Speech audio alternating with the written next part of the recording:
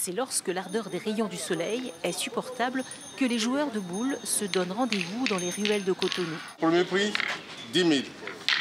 Le deuxième, 5 000. Au Bénin, sur ces boulodromes improvisés, il n'y a ni barrière sociale ni générationnelle. Ici, tout le monde se côtoie dans un esprit convivial et chaleureux. C'est l'un des sports les plus populaires au Bénin. Vieux comme jeune, tu peux jouer et ça se joue dans toutes les rues. Même les femmes jouent au boule au Bénin.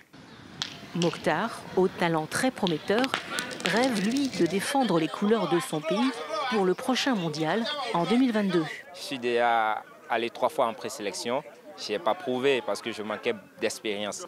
Maintenant, j'ai pris du recul et je pense que cette fois-ci, je pourrais intégrer cette équipe.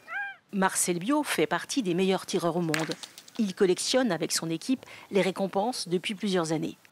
Mais l'exploit, c'est le titre en 2016 de vice-champion du monde devant la France, pourtant le berceau de la pétanque. Ça m'a permis d'avoir accès facilement en France.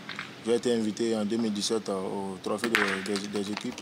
Et cette même année, on nous a invités au Master de pétanque. Grâce à ça, je suis connu dans n'importe où je vais, où je mets le pied, où là la pétanque. C'est Porto Novo, à une quarantaine de minutes de Cotonou, qui forme les meilleurs boulistes.